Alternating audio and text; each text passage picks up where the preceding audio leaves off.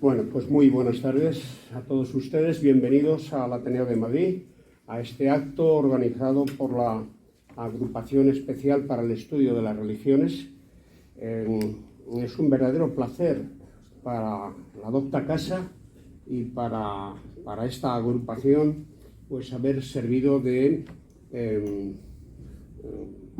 plataforma, diría yo, para poder presenciar un acto singular en Madrid, una verdadera primicia. Tengo entendido que en Barcelona han tenido ya oportunidad de visionarlo en diferentes ámbitos, pero es la primera vez que se va a proyectar en Madrid, además en un contexto muy significativo, y es que estamos conmemorando el primer centenario de la Unión Evangélica Bautista de España y de la Facultad de Teología Evangélica Bautista aquí en Madrid, por un lado. Por lo tanto, es un marco también conmemorativo. Dice el Eclesiastés que Dios puso eternidad en el corazón de ellos, ¿no? Así que hay tiempo, desde luego, altamente significativo cuando se saben rescatar esos momentos. Por otra parte, también es coincidencia que este sea el primer acto de una actividad nueva que hemos comenzado en esta agrupación, que es el Foro Interdisciplinar para el Diálogo Interreligioso. Nuestra pretensión como agrupación, constituida obviamente por doctores en Ciencias de las Religiones de la Universidad Complutense, pues nuestra pretensión desde la perspectiva académica, como no puede ser de otra manera, pues es servir también de plataforma, de comprensión, de comunicación, incluso de colaboración en un momento determinado en esto que se ha dado en llamar la possecularidad. Así que esas dos coincidencias sirven también de significación para este acto. Queremos significar que el secretario ejecutivo de la Unión Evangélica Bautista de España, don Daniel Bañuls, ha justificado su ausencia porque en este momento tiene también una reunión y, por lo tanto, aunque ha participado intensamente en la preparación de este acto, pues no podemos contar con su presencia por los motivos que he dicho. Tenemos con nosotros a doña Inés Mazarrasa, directora de la Fundación Pluralismo y Convivencia, a la que damos nuestra más cordial bienvenida y luego solicitaremos, si ella tiene a bien, dirigirnos unas palabras. Tenemos también con nosotros al obispo diocesano de la Iglesia Española Reformada Episcopal, don Carlos López Lozano, a quien le damos también nuestra más cordial bienvenida. Y tenemos, como no, entre nosotros a doña Carolina Bueno, secretaria ejecutiva de la Federación de Entidades Religiosas Evangélicas de España, a la que también queremos señalar que, si luego tiene a bien, pueda dirigirnos unas palabras desde el atril. Bienvenidos a todos ustedes a este acto que nos parece de alta significación para la Docta Casa. He comentado en alguna ocasión que aquí se votó si Dios existía o no, y salió por un voto que no existía. Es decir, estamos en una casa que es cuna del liberalismo español, como muy bien saben ustedes, y tiene un cierto toque ácrata, porque, bueno, España y yo somos así. Bueno, pues entonces es para nosotros un inmenso placer, como digo, darles la bienvenida. Señalar únicamente, muy brevemente, cómo tenemos pensada la mecánica del acto. En primer lugar, vamos a solicitar a don Joan Salicru, productor, que nos dirija unas palabras, porque tengo entendido que tiene que volver casi inmediatamente a Barcelona y, por lo tanto, le vamos a solicitar ahora en su momento que nos pueda dirigir unas palabras. Tenemos con nosotros al rector de la Facultad Evangélica Bautista, don Julio Díaz Piñeiro, que tendrá a su cargo una breve introducción sobre el aspecto histórico del documental que luego vamos a tratar. Y luego tenemos la fortuna de tener con nosotros a don David Casals, que es el director del documental, que yo estoy seguro que será de sumo interés para todos nosotros, después de la proyección, pues entablar el coloquio con nuestros dos ponentes, formulando, estamos en el Ateneo de Madrid, si no tenemos coloquio no estamos en el Ateneo de Madrid. Como tenemos tiempo hasta las 9:30, si ustedes resisten, pues entonces estaremos encantados de poder, en fin, ejecutar este programa. Y sin más, le vamos a solicitar a don Joan Zalicru que nos dirija unas palabras, si es que tiene que ausentarse. Pues muchas gracias, don Ángel, porque así será, tendremos que coger el ave para volver. Para nosotros, yo represento una productora que se llama CLAC, que es de Mataró, de una población cerca de Barcelona, conocida por tener el primer tren de la península, seguro que de la escuela lo recuerdan. Nosotros nos dedicamos a hacer documentales, muchas veces sobre histórica. Este es un producto de memoria histórica sobre la represión franquista en relación al mundo del protestantismo, pero es un producto de memoria histórica que se hace, por una parte, para, digamos, narrar o intentar reparar una historia que no está explicada, por esto es silenciada, y por lo tanto por intentar reparar a la comunidad protestante desde nuestra humildad, digamos, pero para otro público, digamos, para llegar a todo el mundo. Este es un documental que le tiene que interesar a todo el mundo porque habla de la historia, digamos, de España. Es verdad que está centrada en Barcelona, en las ciudades limítrofes, pero seguro que todo lo que se explica aquí habrá testimonios que lo podrán corroborar. Yo solo quería dar las gracias muy entusiásticamente pues, a las personas que nos han invitado, a Daniel Bañuls, efectivamente, porque fue un poco quien ha hecho de enlace y hoy no nos puede acompañar. Dar las gracias también a David Casals y a los otros dos codirectores, Julia Soler y Sergi Martí, que hicieron posible este documental. Es un documental humilde, pero que creo que se entiende muy bien lo que se va narrando. Está en catalán, subtitulado en español, excepto algunas partes que son de personas que hablan en castellano, espero que no sea muy grande impedimento. Y después también dar las gracias a las instituciones públicas tanto españolas como, digamos, de Cataluña, que lo han hecho posible. Por eso también queremos agradecer la presencia de Inés Mazarraza aquí, de la Fundación Pluralismo y Convivencia, y también hay que citar de la Generalitat de Cataluña, la Dirección de Afers Religiosos, que es quien nos dio el primer apoyo, Enric Vendrell y otros directores generales que lo han seguido. También el Memorial Democrático, la Diputación de Barcelona y el Ayuntamiento de Barcelona. Estas son las instituciones que han hecho posible, digamos, este documental, que espero que les guste muchísimo y que sirva, bueno, pues un poco para lo que decíamos, ¿no? Para intentar restañar algunas heridas, recuperar esta memoria y entre todos pues, poder avanzar un poco en esta idea del pluralismo, ¿no? Y del respeto a las minorías. Muchas gracias.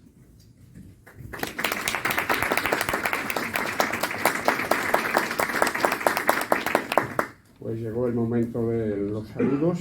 Si doña Inés Mazarraza quiere dirigirnos la palabra, suya es el atril. Pues muchas gracias, buenas tardes a todos. Para mí es un placer estar aquí esta tarde. En primer lugar, agradecer al Ateneo y a la productora por invitarme a participar en este acto y felicitarles también por el trabajo realizado y el documental que van a ver. Yo ya lo he visto, tengo la suerte de haberlo visto y me parece un documento excepcional que recoge muy bien uno de los objetivos. Yo creo que también por eso desde la Fundación no dudamos en apoyar este tipo de iniciativas, porque recoge, como decía, uno de los objetivos de la Fundación Pluralismo y Convivencia, que es favorecer el reconocimiento de las minorías religiosas en España y favorecer también el reconocimiento de su contribución a la construcción democrática de nuestro país, ¿no? O sea, es decir, muchas veces damos por sentados los derechos y las libertades de las que todos disfrutamos hoy, creyentes o no creyentes, de distintas confesiones o de ninguna. Pero esto ha sido un camino y un recorrido largo, tortuoso, que no ha sido una línea recta y desde luego el periodo que cubre el documental demuestra que ha sido una lucha importante y a la que hay que reconocer y sobre todo también agradecer a las comunidades que han estado implicados, ¿no? en esta conquista, digamos, de los derechos y de las libertades, ¿no? Por eso, bueno, pues desde la Fundación, como decía, no hemos tenido ninguna duda en apoyar este tipo de iniciativas y seguiremos haciéndolo y desde luego, de hecho es una de las líneas de trabajo que estamos favoreciendo en los últimos años, una línea que se llama Hacer Memoria, de construcción de memoria democrática, de reconocimiento de ese recorrido y en esa misma línea seguiremos apoyando este tipo de iniciativas. Así que no me quiero entretener mucho, simplemente reiterar las felicitaciones y espero que les agrade el documental, que estoy segura que así será. Muchas gracias.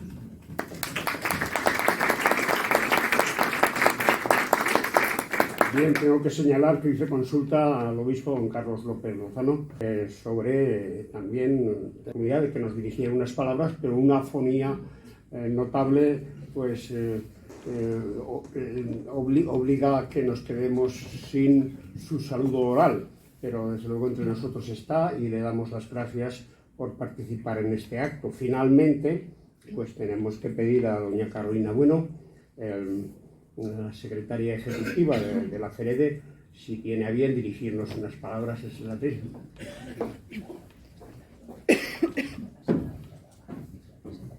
Bueno, pues buenas noches a todos.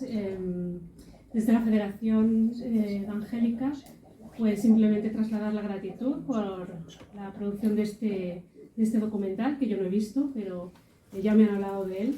Gracias porque podemos disponer ahora de un documento en el que quede constancia y quede memoria de parte de nuestra historia, de la historia de la comunidad evangélica, y yo creo que es importante también tener este documento para las actuales generaciones y las futuras generaciones, ¿no? Porque nos habla de un tiempo en el cual no había o no tenía la población la libertad de la que hoy podemos gozar. Pero la libertad también se puede perder y por la libertad hay que seguir luchando y hay que seguir velando. Y documentos como este yo pienso que pueden ayudarnos a que nos mantengamos también velando para que podamos seguir disfrutando de la libertad religiosa y la libertad de todo tipo en nuestro país y en el mundo. Así que muchas gracias por invitarnos a ver el documental.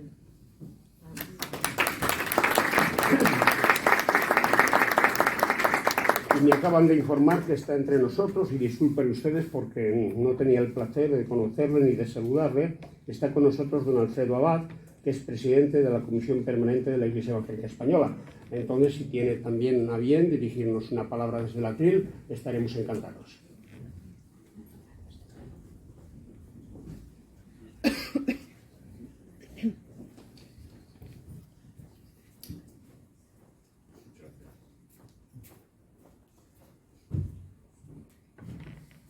Muchas gracias.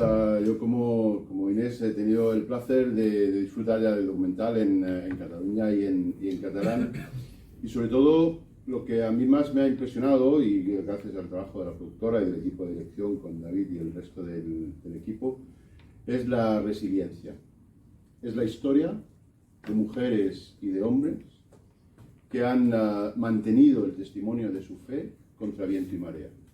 No es la historia de grandes instituciones, no es la historia de grandes fortalezas, ni siquiera de grandes recursos económicos, sino de mujeres y de hombres que apostaron por decir, creo de esta manera, y esta alternativa de fe fue sostenida en medio de dificultades y de persecuciones enormes.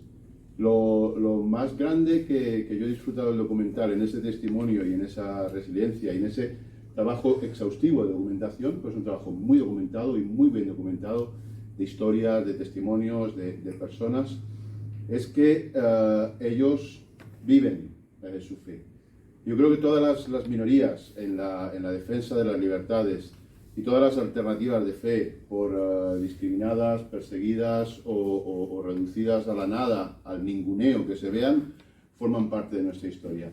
Recuperar esta historia no solo es una riqueza para el mundo protestante, que lo es, sino para la historia de nuestro país, para la historia de nuestros países y para el testimonio de que realmente merece la pena defender lo que uno cree y mantenerlo a pesar de que ponga en riesgo la vida, el prestigio y el reconocimiento social.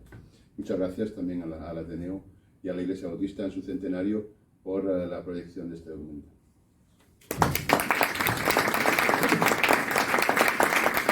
Bien, pues entremos ya al asunto. Yo tengo que significar también que si el protestantismo en España tuvo que soportar aquellos años de plomo, y de ello soy testigo porque fui miembro de la Iglesia de Laci con 17 años y tengo 80. Esta casa también lo sufrió, como lo sufrió la Institución Libre de Enseñanza. Fueron tiempos donde una marea de plomo cayó sobre los lomos. Yo pienso siempre en aquello de Ortega y las meditaciones del Quijote, como si San Lorenzo del Escorial fuera una parrilla invertida sobre los lomos de España. Bien, pues disculpen esta digresión, pero tenía que decirlo. A continuación entramos, como digo, a la primera exposición histórica que tendremos. Posteriormente asistiremos a la breve exposición de lo que vamos a ver, la proyección de lo que vamos a ver. La mesa nos bajaremos luego para ver la proyección, como digo, y finalizaremos con el coloquio. Rector Julio Díaz, tiene usted la palabra. Buenas tardes a todos. Quiero agradecer de forma muy personal a la Agrupación Especial para el Estudio de las Religiones del Ateneo de Madrid la invitación a exponer esta breve conferencia que tiene como propósito definir el marco histórico en el cual se sitúa el documental que vamos a ver a continuación. Quiero comenzar diciendo que dentro del protestantismo de España hay historiadores de gran talla que hubieran hecho esta misma labor con una dignidad y con una altura sin duda muy reconocibles. Pero gracias también por esa consideración de poder ser yo en esta tarde el que tenga a mi cargo esta exposición. Bien, quisiera comenzar dando unas breves pinceladas en cuanto a los antecedentes de lo que fue la Reforma Protestante en España. Muchos sabéis que la fecha de la cual partimos para recordar lo que fue este gran evento que sacudió Europa es el 31 de octubre de 1517, fecha en la que el monje agustino alemán Martín Lutero expuso al público sus 95 tesis contra la venta de indulgencias. No sería su única obra, lógicamente en los años siguientes Martín Lutero publicó y escribió diferentes tratados y en el año 1519 aparecen en los Países Bajos las primeras traducciones al castellano de las obras de Lutero, cuya difusión se va a ver muy favorecida por la invención de la imprenta unos años antes. Estas obras, traducidas al castellano en 1520, comienzan a llegar a nuestro país, a pesar de los intentos de la Inquisición para interceptarlas. Las obras luteranas fueron recibidas con interés especialmente por parte de los humanistas españoles radicados o relacionados muy directamente con universidades como las de Alcalá de Henares y Salamanca, y también por personas pertenecientes a las clases altas de la sociedad civil y del clero. En la década de 1540 surgirán comunidades reformadas clandestinas en Valladolid y en Sevilla, con sus correspondientes ramificaciones. Los integrantes de estas comunidades tenían tres características comunes. Por una parte, ya lo he mencionado, la vinculación con el humanismo complutense. En segundo lugar, muchos de ellos relacionados con la corte imperial. Y en tercer lugar, la mayoría eran cristianos nuevos, es decir, descendientes de conversos, mayormente judíos. Las congregaciones que he mencionado pues, fueron descubiertas y aniquiladas por la Inquisición entre los años 1559 y 1560. El protestantismo va a ser reintroducido en nuestro país durante el siglo XIX, en lo que algunos autores, historiadores, han dado en llamar la Segunda Reforma en España. Por cierto, una expresión acuñada no por autores españoles, sino por un historiador británico llamado Thomas Macri en el año 1829 y a su vez popularizada por una mujer escocesa, Roberta Piddy, quien en el año 1871 publica una obra, Los albores de la Segunda Reforma en España, lo que hace que esta expresión, que ya Macri había utilizado, sea cada vez más conocida en los círculos protestantes británicos. Si hablamos de la Segunda Reforma en España, tenemos que distinguir al menos 4 periodos: los años 1808 a 1833, cuando se organizan en el extranjero sociedades misioneras que serán las que fundarán las primeras congregaciones protestantes contemporáneas en nuestro país. El periodo entre 1833 y 1868, un periodo en el cual la Inquisición ya ha sido suprimida, al menos formalmente, y se van a establecer las primeras comunidades protestantes en España, algunas de las cuales perduran hasta hoy. 1868-1874, lo que llamamos el sexenio democrático o revolucionario, una época, un periodo de difusión y consolidación del protestantismo en un régimen de tolerancia religiosa, no de libertad, pero sí de tolerancia religiosa. Y desde 1874 nos encontramos con la restauración borbónica y el retroceso en la libertad religiosa.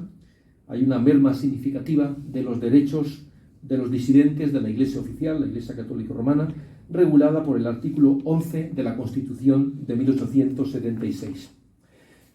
Quisiera dar ahora un salto, me gustaría detenerme en lo que significó el protestantismo en España durante la época de la Restauración Borbónica y la Segunda República, pero tenemos que ceñirnos al marco que antes he descrito, he mencionado, que tiene que ver con este contexto del documental que vamos a visualizar.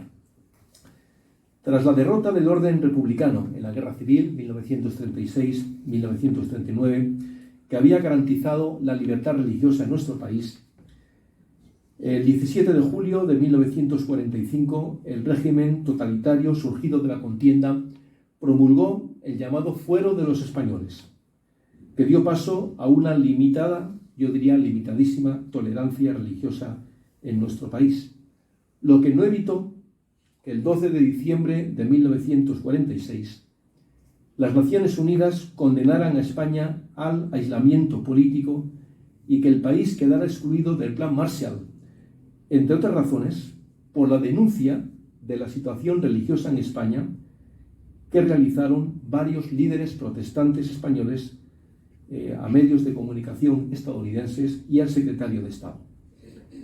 La reacción del gobierno español al aislamiento internacional se tradujo en, por una parte, la reinterpretación del artículo 6 del Fuero de los Españoles, que llevó a una limitación muy severa de esa tolerancia religiosa recogida en el texto, y también a la represión directa de la presencia protestante en España, al culpabilizarse a los protestantes de ser los causantes del aislamiento internacional que estaba viviendo el país.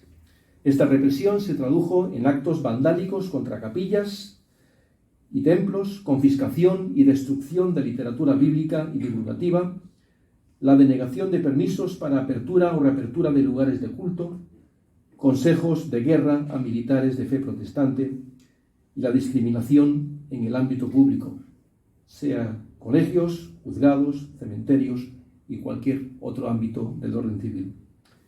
Por otra parte, se procede a un reforzamiento de las relaciones Iglesia-Estado. El 25 de agosto de 1953 se firma el concordato entre la Santa Sede y el Estado español, y el concordato concede a la Iglesia Católica plenas competencias en cuanto al matrimonio y la enseñanza, lo que va a repercutir muy negativamente en la comunidad protestante de España. Con el restablecimiento en 1953 de relaciones diplomáticas entre los Estados Unidos y España, se inició un breve periodo de tolerancia religiosa que culminó en 1955, un breve periodo apenas, coincidiendo precisamente con el fin del aislamiento internacional de España, que comienza a ser admitida en diferentes organismos internacionales. ¡Qué paradoja! España es admitida y termina la tolerancia tan limitada que ya existía. En 1957 se constituye un gobierno tecnócrata que el 17 de mayo de 1958 promulgó la llamada Ley de Principios del Movimiento Nacional, que excluyó a los protestantes de la participación en el ámbito público. ¿Cuál fue la respuesta del pueblo protestante a este periodo de intolerancia? Bueno, por una parte nos encontramos con que las comunidades protestantes se van a mostrar cohesionadas, muy activas en la propagación de sus ideas, a pesar de las restricciones impuestas, lo que se va a traducir, a pesar de ese contexto de opresión, en un número significativo de fieles, en un crecimiento en el número de fieles. Por otra parte, el pueblo protestante de España toma conciencia de la necesidad de crear un frente común ante la intolerancia.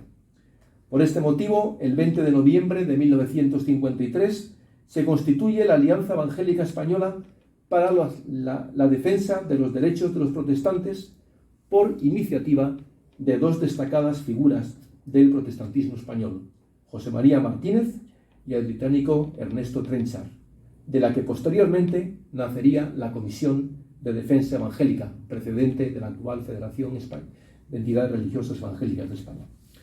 También se crean asociaciones de pastores para estrechar las relaciones fraternales a nivel interdenominacional e impulsar acciones conjuntas frente a la intolerancia religiosa. La primera en crearse fue la de Cataluña y Baleares, que se fundó en Barcelona el 9 de febrero de 1956. El 14 de mayo de este año nace la Comisión de Defensa Evangélica para la defensa de los derechos civiles de los protestantes españoles. Sus primeras actuaciones fueron, por una parte, dirigir una carta al general Franco, exponiéndole las situaciones a las que estaban sometidos los protestantes españoles, una carta que no tuvo respuesta. El nombramiento en 1958 del abogado y pastor bautista José Cardona Gregori como secretario ejecutivo de la Comisión de Defensa Evangélica. Como dije antes, entre los años 1951-1967 asistimos a un aumento significativo del número de creyentes protestantes en España. Este crecimiento numérico va a ser más lento en los años 50 debido a la lenta superación del trauma bélico y a la represión antiprotestante. Entre 1957 y 1967, sin embargo, se va a producir un gran crecimiento. ¿A qué se debe esto? Bueno, hay una débil apertura política del régimen, aires de renovación en la Iglesia Católica Romana, que culminarán en la convocatoria del Concilio Vaticano II en 1962, cambios sociológicos en España, son los años de la transformación agraria, del desarrollismo económico, de la generación que no ha conocido la guerra. Y aquí hay un dato significativo, interesante también, la influencia del turismo extranjero. Los primeros turistas extranjeros comienzan a llegar a nuestro país, lo que va a obligar a las autoridades a la apertura de capillas protestantes cerradas desde la Guerra Civil para atender las necesidades espirituales de estos turistas que en su mayoría proceden de países de mayoría protestante. En el año 1961, la Comisión de Defensa Evangélica habla de 14.000 protestantes en España, aproximadamente, agrupados principalmente en 5 familias eclesiales. La Federación de Iglesias Evangélicas Independientes de España, que conocemos como la FIEIDE, la Unión Evangélica Bautista de España, la UEBE, las Asambleas de Hermanos, la Iglesia Evangélica Española y la Iglesia Española Reformada Episcopal.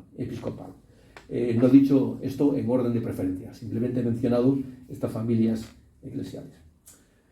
El Concilio Vaticano II, entre 1962 y 1965, fue convocado por el Papa Juan XXIII, como bien sabemos, con el propósito de evaluar la situación de la Iglesia Católica y sus relaciones con el mundo secular.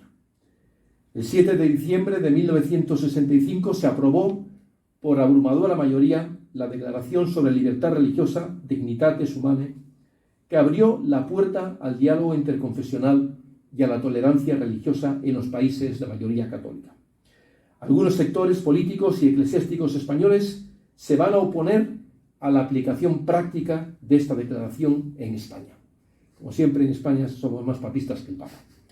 La Ley Orgánica del Estado, promulgada en enero de 1967, en sintonía con los principios del movimiento nacional, va a ser el resultado de las conclusiones del Concilio Vaticano II, llevado a cabo por este sector más progresista dentro del Gobierno de España. Durante estos años, la comunidad protestante de España va a recibir el apoyo de la comunidad evangélica internacional, lo que se va a materializar en el envío de misioneros a España por parte de agencias misioneras extranjeras. El 26 de junio de 1967 fue aprobada por las Cortes Españolas la Ley 44/1967, reguladora del derecho civil a la libertad en materia religiosa, impulsada, entre otros, por el ministro José María Castilla Aimaz. Esta ley va a permitir la apertura e identificación de los lugares de culto protestantes, y el desarrollo interno de las congregaciones. Pero eso sí, a cambio, se va a exigir a la comunidad protestante la inscripción de dichos lugares de culto en un registro especial del Ministerio de Justicia, lo que va a provocar una división en la comunidad protestante de España entre partidarios y detractores de esta ley. Qué triste paradoja que los primeros atisbos de libertad vayan a ser acompañados de un enfrentamiento interno en la comunidad protestante.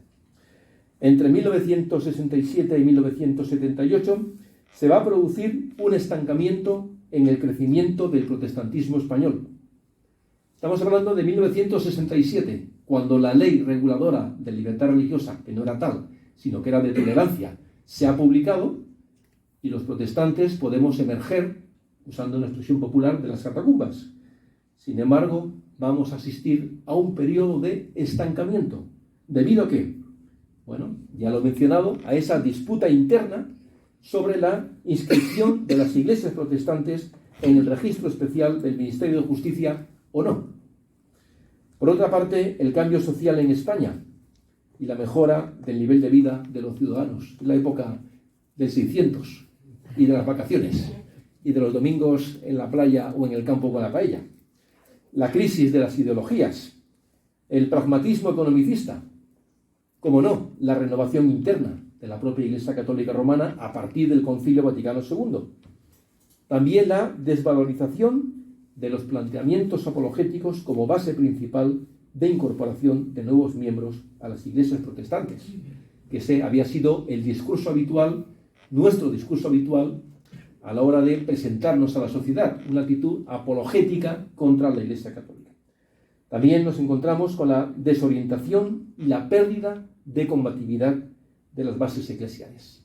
Esa combatividad que hemos visto en los años de la posguerra, que llevó a ese crecimiento numérico del pueblo protestante en España, pero que en este momento está en baja posición.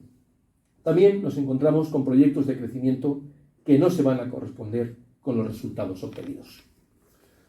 A partir de 1969 van a tener, esto es un dato interesante, van a tener lugar las primeras manifestaciones públicas de los protestantes españoles desde la Segunda República. Es decir, estamos hablando de congresos, conferencias, actos evangelísticos, proyección de películas, distribución de literatura bíblica, apertura de nuevos puntos de misión, etc. Eso sí, siempre bajo una vigilancia atenta.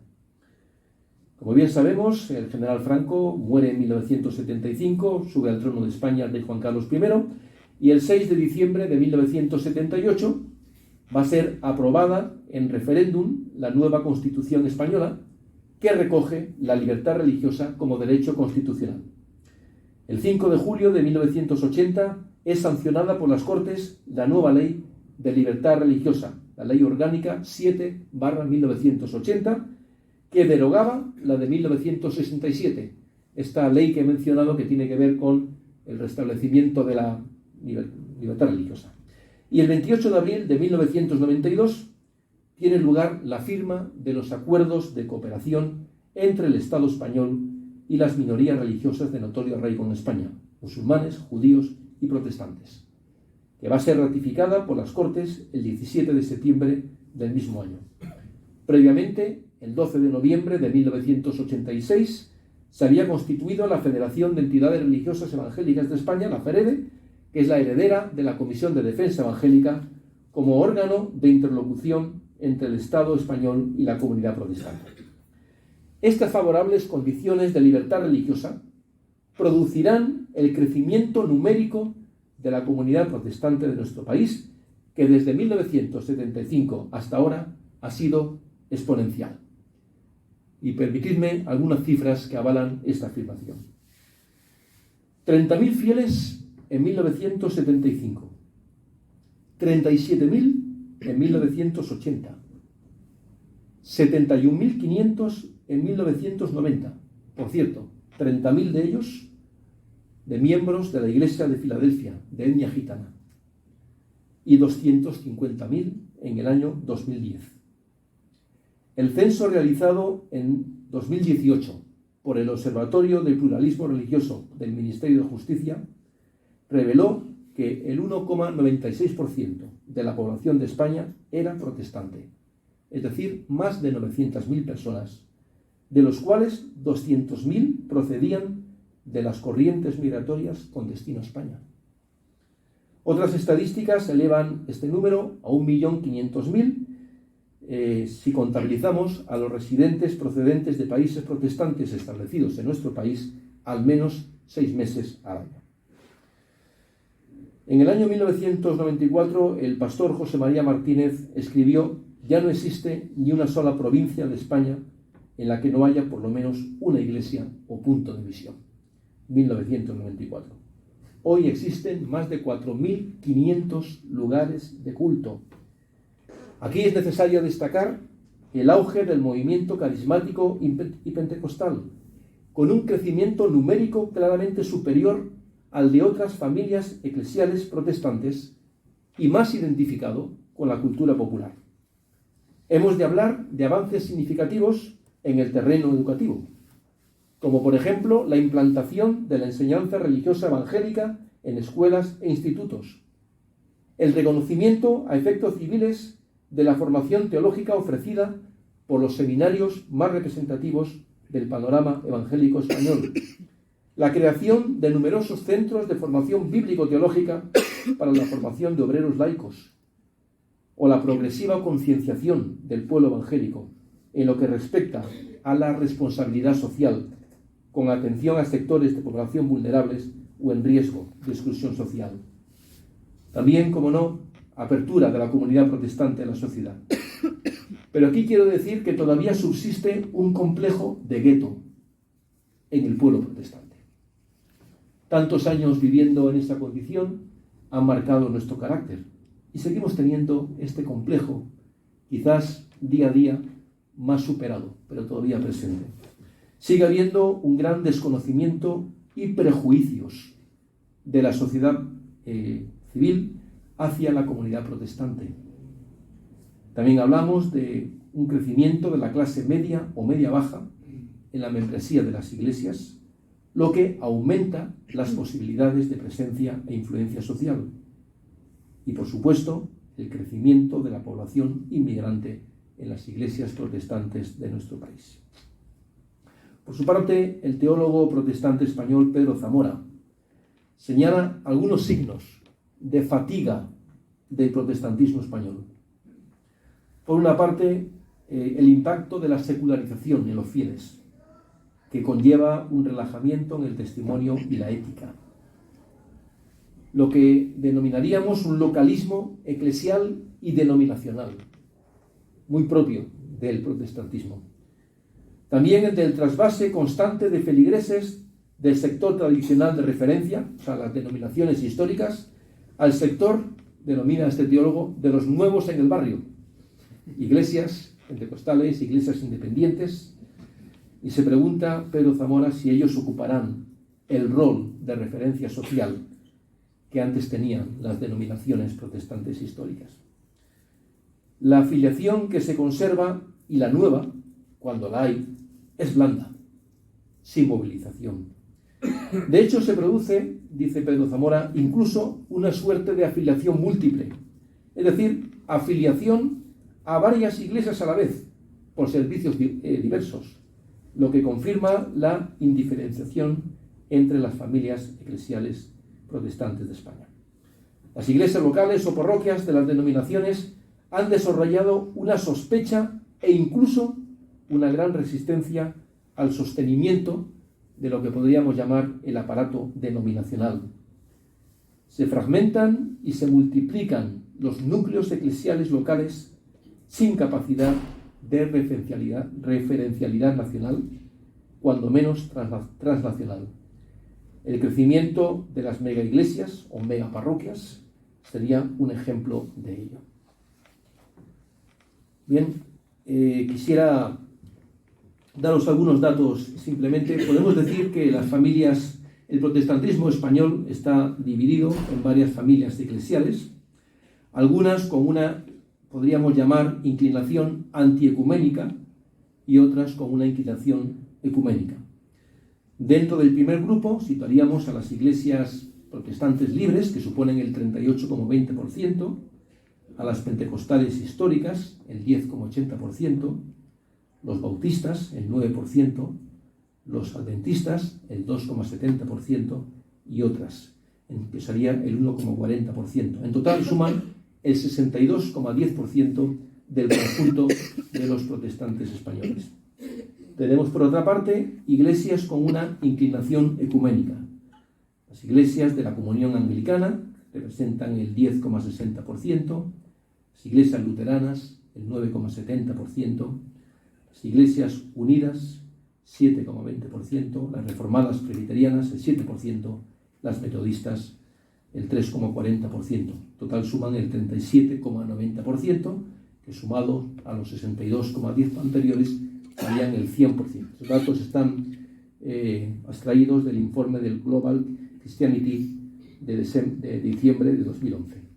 Bien, tengo ya que terminar porque es el momento del esto es de formación profesional del documental. Es que la terminología protestante es esta. Cuando hablamos de nuestra liturgia hablamos de los devocionales, de los cultos. A veces usamos un lenguaje poco conocido por el mundo secular y tenemos que también adaptar nuestro lenguaje. Pero no hablo de devocional, hablo de documental.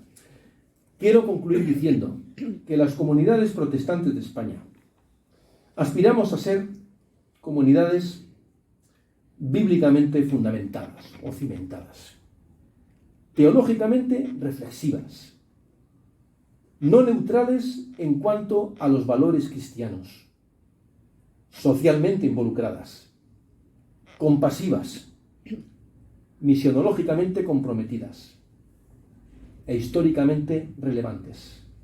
Es decir, no queremos pasar inadvertidos ni en la sociedad ni en la historia. Esta es nuestra vocación. Si lo conseguiremos o no, la historia lo dirá, pero en ello estamos. Así que espero que con estas pinceladas haya sido suficiente para describir ese marco en el cual se sitúa lo que a continuación vamos a ver, agradeciendo el gran trabajo que David, Joan y todo el equipo habéis realizado, y espero que esta brevísima exposición haya servido un poco para situarnos en lo que vamos a ver a continuación. Muchas gracias.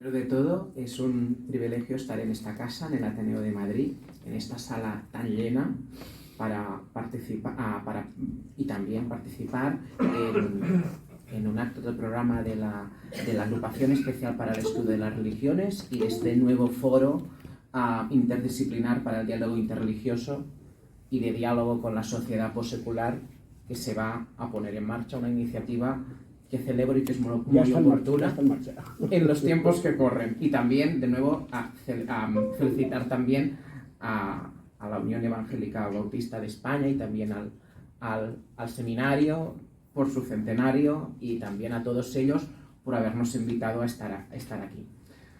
Presentamos en Madrid un proyecto que nació en Cataluña, Protestantes, la historia silenciada. Es un documental bilingüe en catalán y castellano. Cada persona se ha expresado en el idioma que se ha sentido más cómodo, donde diferentes expertos y también testimonios de todas las denominaciones históricas del protestantismo nos explican en primera persona la situación que tuvieron que vivir durante los 40 años de franquismo.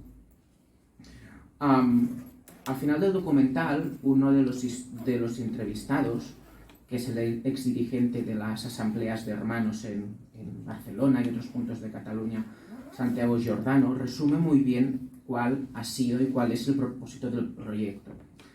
Citaré textualmente sus palabras. Dice: tanto que se habla de memoria histórica, también debería figurar la persecución de los protestantes.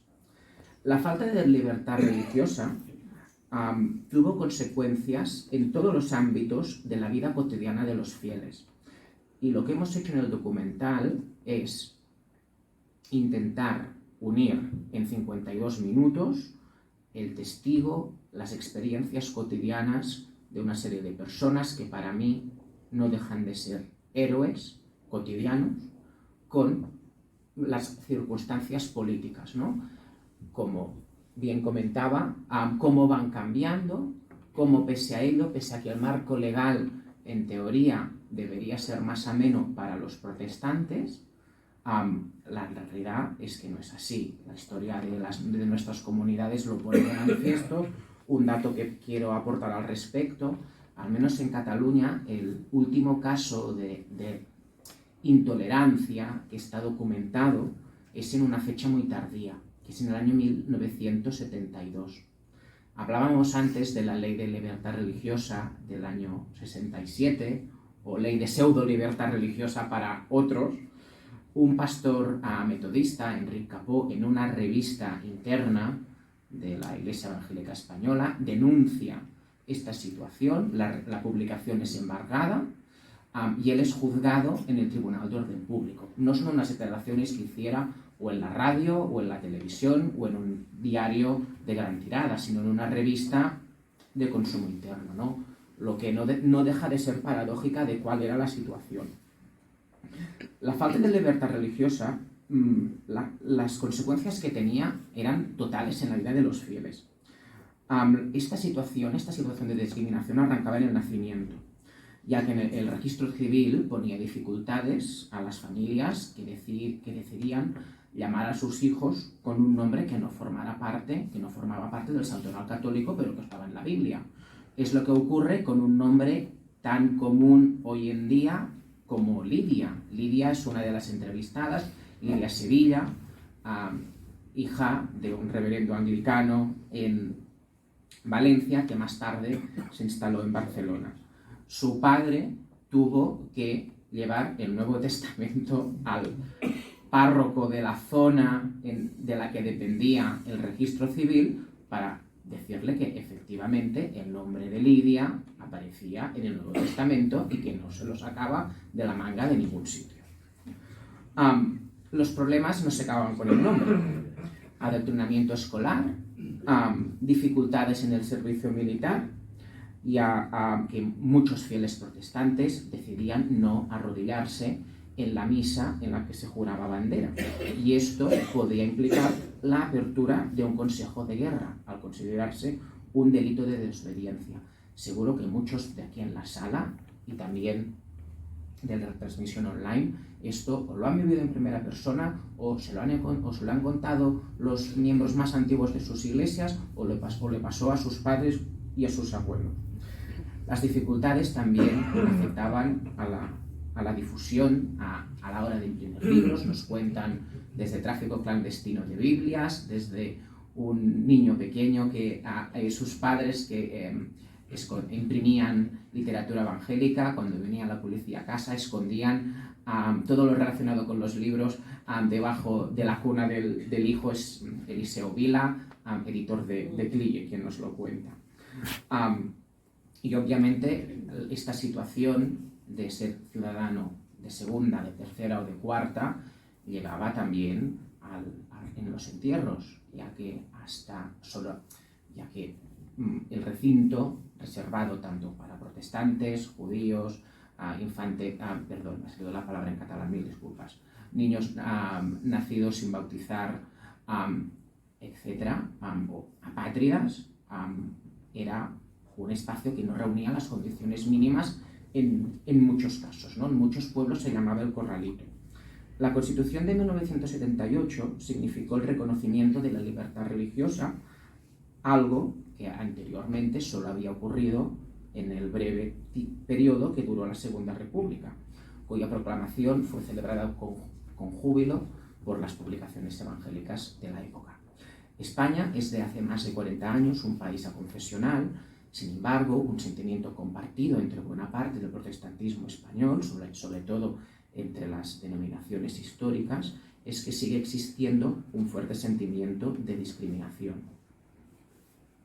Algunas de las personalidades que hemos entrevistado, esta situación la viven directamente, porque, por ejemplo, no pueden cobrar una pensión pública, ya que el Estado no reconoció hasta finales de los años 90 a los pastores como categoría laboral. Es algo que sigue lastrando todavía la economía de muchas de las denominaciones históricas.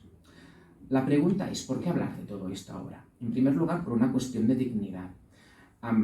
Este documental pretende ser un grano de arena para acercar unos hechos que son muy conocidos para las iglesias y las familias que los vivieron, no sé si para las nuevas generaciones, pero que pueden ser útiles en las sociedades en las que vivimos. Sociedades basadas en la diversidad de creencias, donde es muy importante el valor del respeto. Estamos viendo el crecimiento de los populismos. En este caso, lo que contamos en este documental puede ser un ejemplo de cómo no tiene que gestionarse la diversidad de una sociedad. Durante el más de un año que hemos estado haciendo presentaciones, hemos hecho actos donde han participado también creyentes de otras religiones, también católicos. También no deja de ser sorprendente que problemas que ahora tiene la comunidad musulmana con los entierros, también antes los habían sufrido los protestantes, ¿no? También cuando hablábamos antes de las dificultades de exponer en el espacio público la propaganda, las ideas religiosas, nos contaba un dirigente bahá'í de Barcelona los problemas que tuvo con el gobernador civil de Guadalajara en los años 70, que también es una fecha muy tardía, por un acto que hicieron, ¿no? Al final acabaron distribuyendo los folletos en los buzones de las casas y no en la calle. Este proyecto empezó a andar a principios de 2018, después de la muerte de mi abuela materna, que había asistido a cultos clandestinos entre 1939 y 1945. En su municipio, que es donde yo también resido, Rubí, a 15 kilómetros de Barcelona, estos cultos se celebraban en varios hogares, entre ellos el de mi bisabuelo paterno, que estuvo una noche en el calabozo por hacer algo tan peligroso como un culto evangélico en su casa. Nos quedan cada vez menos personas, menos testimonios que nos puedan explicar qué pasó entonces, por una cuestión obvia, el paso del tiempo, y escuchar su experiencia, que para mí es muy valiosa, y para muchos de nosotros también, es lo que ha pretendido humildemente este proyecto. Para mí es un motivo de orgullo que hemos conseguido implicar a todas las denominaciones históricas, ya las hemos citado aquí, y cómo también sus aportaciones se complementan con el testimonio de expertos que han trabajado estos hechos desde un punto de vista académico, a quien de nuevo quiero agradecer su colaboración. Soy periodista, mi objetivo siempre ha sido abordar la diversidad religiosa, el protestantismo en España y los duros hechos que explicamos desde un punto de vista estrictamente periodístico. En este documental su finalidad es 100% informativa y divulgativa, ya que además el objetivo que nos marcamos el equipo cuando empezamos y que logramos este otoño era que se emitiese por la televisión autonómica, algo que logramos en horario de máxima audiencia por el segundo canal, que es el canal 33 que se llama, a las 10:40, que es una hora, la verdad, es en pleno prime time. Durante la mayoría de actos los hemos organizado junto a iglesias centenarias de Barcelona, otras más jóvenes, también con entidades católicas, y también hemos hecho un par de actos que han tenido una vertiente interreligiosa por la importancia de tender puentes. Precisamente esto es lo que estamos haciendo esta tarde, tender puentes entre generaciones, entre denominaciones, entre diferentes maneras de vivir la fe o de vivir la fe en un mundo secular, y este un poco es el objetivo de esta tarde. De nuevo, gracias por su asistencia y vuestro apoyo. Gracias.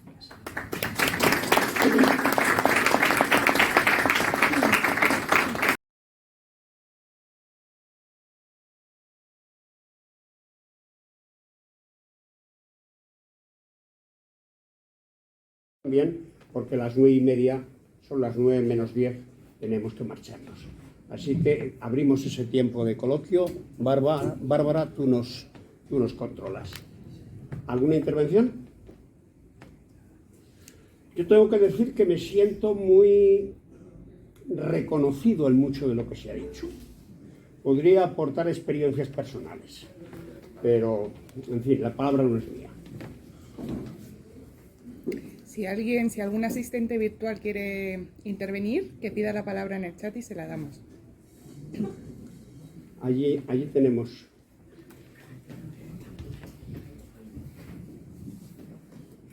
Buenas noches. Enhorabuena por este magnífico vídeo documental. Y yo quisiera rápidamente, para no entretenerme mucho, en hacer constancia de que efectivamente la hazaña del franquismo, del régimen franquista, fue específicamente religiosa. Pero también hay que considerar la obra evangélica en cuestiones sociales, es decir, educativas fundamentalmente, hospitalarias, sanitarias, y a nivel de imprenta, a nivel de publicaciones y a nivel de librerías. Sería interesante que aportarais también una reseña específica de esta no menos importante hazaña del franquismo o persecución del franquismo a la obra social de las iglesias protestantes. Gracias. ¿Algún comentario? Desgraciadamente, de resumir 500 años de historia en 52 minutos, es verdad que este documental, el objetivo era explicar estos hechos a todo el mundo, no únicamente a la gente de las iglesias. Aunque es verdad que a efectos prácticos, buena parte de la audiencia es gente que ya conoce este tema. Sí que hacemos una mención muy breve, pero es verdad que únicamente en Madrid, y gracias a la tenacidad del pastor Flinders, se consiguió mantener una escuela que durante un buen periodo de años funcionó de manera ilegal. Es verdad, es una de las carencias del proyecto, fruto de resumir en 52 minutos tanto tiempo, ¿no? Porque desgraciadamente, como hemos comentado en esta mesa, decir que eres protestante, me pasa a mí con amigos, con mis compañeros de oficio, aún tienes que dar muchas explicaciones, a vosotros también os pasará. Obviamente ya no se nos ve como demonios, pero sí que en una sociedad secularizada se ve como algo extraño, ¿no? Del palo, ostras, tú con lo espabilado que pareces, ¿eres cliente? Y dices, bueno, sí, es la tradición que me ha enseñado mi familia y que yo decido continuar, ¿no? Por esto hay toda esta primera parte, que en fin, que hacemos el disparate de explicar 400 años de historia en 5 minutos. Porque claro, sin hablar de Lutero y no digamos de Calvino, que de Calvino no hablamos, porque ya sería otro melón en España, sigue siendo un tabú todavía. No sé si el rector tiene esta misma impresión. Sí, es lo que mencionaba, ¿no? Todavía permanecen muchos prejuicios de parte de la sociedad española. Es decir, el desconocimiento de nuestra realidad pues implicó en su momento la intolerancia y hoy en día la indiferencia. Es decir, no hemos acabado de encontrar nuestro lugar de pleno derecho en una sociedad de la que somos parte. Esa es la verdad.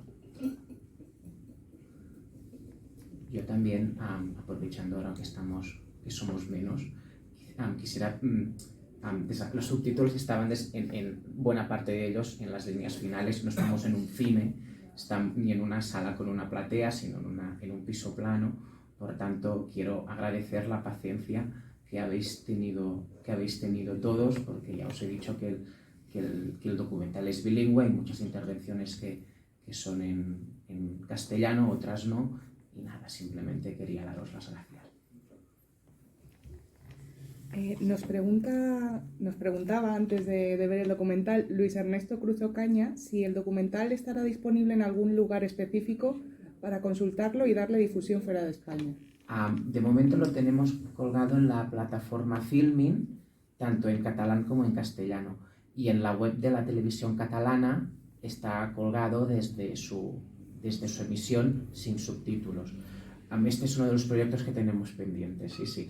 Lo que nos gustaría a medio plazo, y porque pienso también que sería de justicia y porque desgraciadamente empecé por Cataluña por una cuestión de que es la comunidad autónoma donde vivo y porque tampoco fui consciente de la magnitud del proyecto, ¿no? Pero la verdad es que en el resto de comunidades autónomas, especialmente en las que primero la República es derrotada, la verdad es que el protestantismo fue barrido. Nos está documentado. Recientemente asistí a la presentación de un libro en Barcelona dedicado a la figura de un pastor reformado que fue emérito, lo ha escrito su hijo, Sebastián Rodríguez. Empezó el acto colgando nombres de protestantes fusilados. Evidentemente esta es una historia que gracias a la IERE conocemos bien porque se han encargado de divulgarla y también a otras películas, que es el testimonio de Atilano Coco. Nos gustaría haberlo incluido, pero para explicarlo mal nos pareció que era faltar, que era menospreciar una historia que por sí misma yo pienso que tiene no solo un documental, sino un largometraje, ¿no? O sea que esperemos en el futuro poder seguir trabajando en estas vías. Una palabra ahí. Yo lo he entendido todo, estaba un problema de traducción. Me ha encantado ver a mi prima. ¿Quién es? Es magnífico, es fantástico. Uno recuerda su historia y recordar su historia algo que te gusta, ¿no? En un momento que gozamos de plena libertad. Yo nunca no me siento absolutamente marginado por ser protestante y lo digo en cualquier momento de mi vida profesional. Te voy a hacer una sugerencia. Creo que sería muy bueno que se pudiera hacer un documental sobre lo que ha ocurrido en otros sitios de España. Es decir, a veces tendemos a considerar que los catalanes, que hemos sido invadidos por el nacionalismo de la guerra civil, que nos machacaron, y cuando uno estudia la historia, ve la historia de lo que sufrieron los protestantes y no protestantes en Madrid, en Andalucía, en Castilla, en todos sitios, te cambia la visión. Es un magnífico trabajo si puedes hacerlo, porque yo soy catalán, pero cuando ves lo que ha ocurrido aquí en Madrid, ves la historia de los sufrimientos y aquí en Madrid y en Salamanca. Como evidentemente, sobre todo en Andalucía, en Galicia. En Andalucía fue cosas brutales, y ayuda a considerar que lo que se ha sufrido toda España. Pero un magnífico trabajo. Es verdad, y esto es, decir lo contrario sería negar la realidad. No sé, yo no soy historiador, yo soy periodista, por tanto mi aproximación a los hechos es distinta, aunque tanto un trabajo como el otro, en mi opinión, deberían aspirar al rigor y a la pluralidad. Esto en un mundo ideal. Luego vemos todos que pasa muchas veces, ¿no? En cualquier caso, sí que es verdad que comparas la situación en Cataluña en el año 39, en Cataluña no tenemos documentado casos de fusilamientos, sí de pastores que tuvieron que exiliarse. Esto no fue así, sobre todo en las zonas donde, sin ir más lejos, en Mallorca. En Mallorca hay un magnífico trabajo hecho por un grupo de historiadores sobre Bartomeu Alou, que era pastor metodista en Capdepera, que es un pequeño municipio que está en uno de los extremos de la isla. Murió durante la guerra civil por cuestión de edad, no lo fusilaron ni nada. Al cabo de un par de años de que falleciera, ya había estallado la guerra, el régimen dijo que aquella persona no podía estar en el cementerio con el resto. No solo lo desenterró, sino que dijo que si se sacaban sus restos por la puerta era hacerle un homenaje. Por tanto, se hizo un muro en el cementerio y allí se abocó el cadáver. Desgraciadamente, yo creo que hay historias durísimas y yo creo que este es para mí, un reto pendiente. Gaspar, porque nos conocemos... Perdón, Gaspar, un momentito, por favor. Es que es un ateneísta y ya nos conocemos. Yo llevo 32 años en esta casa y ya nos conocemos. Mira, son las 9. Hay muchas peticiones de palabra. Perdóname. Hay muchas peticiones de palabra pendiente, tanto online como presenciales. Magnífico. Te ruego que seas muy breve. Bueno, gracias por este precioso regalo a mi Ateneo de hace más de 60 años. Un Ateneo que tiene que ser un Ateneo del siglo XXI.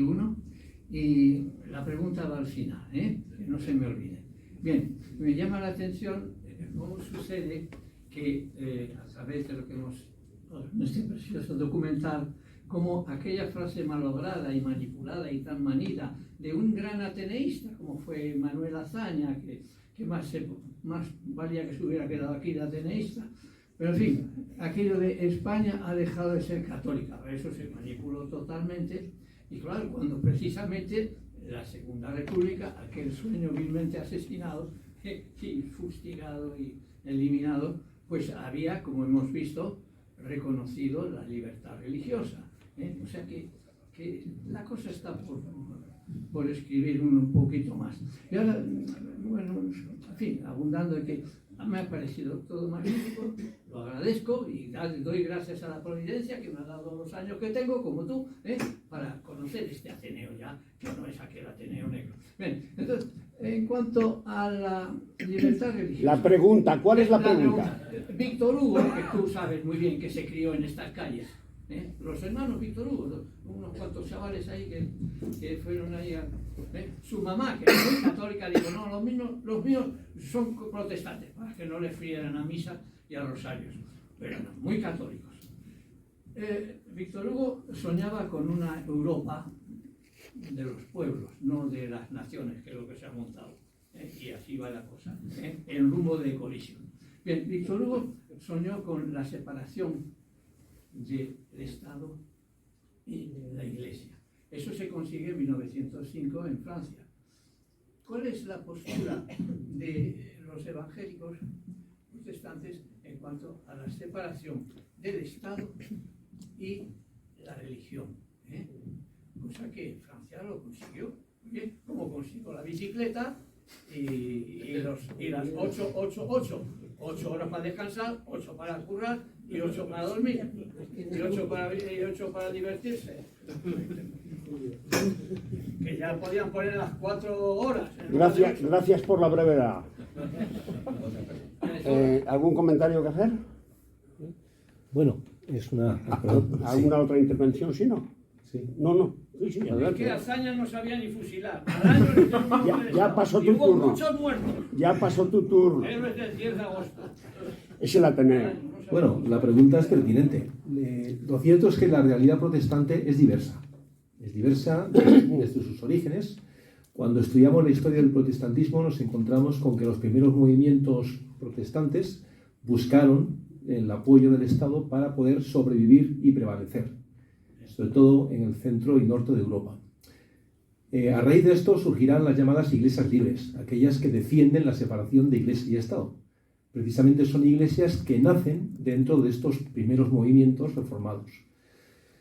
Tanto pues en Inglaterra como en otros países, pues son iglesias que defienden el diálogo, la buena relación con el Estado, pero la no injerencia del Estado en los asuntos de la Iglesia y viceversa. Gracias. Muy bien. Inglaterra no. No, Inglaterra, bueno, de todo hay en Inglaterra. Sí, pero bien. ¿Alguna otra intervención?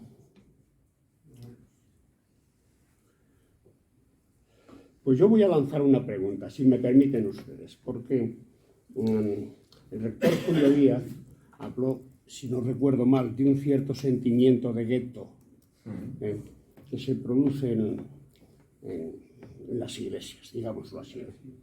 Y a mí me parece, perdón, que es una actitud reactiva, un movimiento de defensa. Es decir, si hubo un momento en que las diferentes denominaciones evangélicas, protestantes, sienten una profunda hermandad entre sí y están más cohesionadas. Yo recuerdo aquellos cultos que hacíamos en mi casa, que venían los hermanos de Trafalgar que vivían enfrente. Pues, claro, es un movimiento reactivo, un movimiento de defensa, que quizá, bueno, tenemos que, el protestantismo en general tendría que valorar que no solamente existe un desistimiento de la religión, sino que también hay movimientos soterrados que se están interesando cada día más en el aspecto religioso, quizá de religiones a la carta, en fin, todos estos fenómenos que conocemos. Quizá tendría el protestantismo que saltar esa barrera autoprotectora y salir al encuentro de la sociedad con el lenguaje que la sociedad pueda entender, porque quizá bueno, hay significación en lo que el protestantismo puede aportar en la crisis actual. Yo no sé cómo valoráis esto. Si es que me dais un átomo de racionalidad.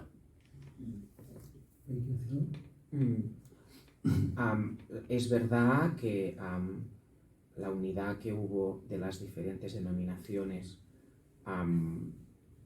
en momentos muy difíciles sí que se supo mantener esta unión. Es verdad que cuando se consolida la democracia esto se ha ido perdiendo, y precisamente un elemento que puede contribuir a tender puentes puede ser la historia, porque la verdad es que la historia del protestantismo en España, aparte de que sigue siendo muy desconocida, yo creo que los testimonios que vemos en este documental, y obviamente los que conocéis de vuestras iglesias, etc., yo creo que esta actitud en el mundo en que vivimos hoy nos puede dar muchas pistas también sobre cómo hay que actuar.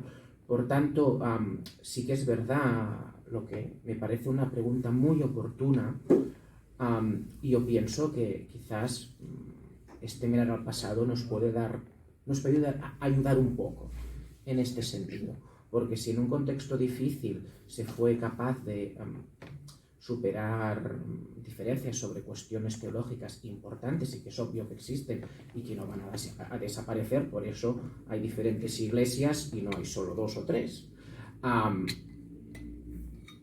Yo creo que que el pasado puede ayudarnos también, ni que sea a evidenciar esta historia en común, ¿no? Que además es muy inspiradora en los tiempos actuales. Pienso que las iglesias evangélicas en España han avanzado muchísimo en los últimos años en cuanto a su apertura a la sociedad. Es verdad que en años anteriores, quizás también como parte del lastre que hemos arrastrado históricamente, nos hemos encontrado a gusto dentro de las paredes de nuestros templos. Es decir, ahí donde podíamos desenvolvernos en espacios plenos de libertad, porque esa libertad nos era negada fuera de las puertas, fuera de sus muros. Aparte que no olvidemos que en estos años de intolerancia, las iglesias protestantes en España recibieron mucho apoyo de agencias misioneras extranjeras, que también trajeron una teología con ellas. Y esta teología era una teología un tanto dualista, tanto los términos que tanto usábamos, iglesia-mundo, es decir, esa diferenciación clara entre lo que es la iglesia y lo que no es la iglesia. Y yo todavía recuerdo mis años de juventud, donde se nos decía, hay que mantener distancia con lo que no es de la iglesia. Por eso se generaban tantísimas actividades en las iglesias. ¿Para qué? Para evitar que los jóvenes mirasen fuera. Es decir, pero por ese concepto, de pensar que lo que no es la iglesia está mal. Y esto es un error claro, ¿no? Y yo creo que estamos aprendiendo acerca de esto. Nos damos cuenta de que sí, de que hay muchas cosas que cambiar y transformar en el mundo que nos rodea, pero somos parte de ese proceso y lo hacemos desde dentro. Es decir, Pero se ha derramado mucha sangre. Sí. La Navarra católica que conocemos hoy. Enrique IV de Navarra era protestante. En París vale una misa. Todo eso son cicatrices que están ahí. Las tenemos. Gaspar, no tienes el micrófono, por lo tanto no te podemos entender. Pero nada de sangre, ¿Saben ustedes? Agárratelo de Brasil, como no sepa fusilar. ¿Saben ustedes que don Federico Flinders fue miembro del Ateneo, verdad? Sí. Bueno, que yo sepa, el único evangélico que hay en el Ateneo soy yo. Hace unas semanas tuve el privilegio de pronunciar una conferencia en la universidad y al final se acercaron dos jóvenes a mí, identificándose como evangélicos. Les puedo asegurar que tanto licenciatura como máster como el doctorado en el Instituto Universitario de Ciencias de las Religiones está lleno de juventud. Y aquí tenemos dos ejemplos. Por los pelos, ¿eh? Bueno, comparado con un hombre de 80, tú verás. Les aseguro eso. Dos jóvenes. En ese momento, el único evangélico que hay en esta casa soy yo. A mis 80 años sería de agradecer que otras manos evangélicas se sumaran.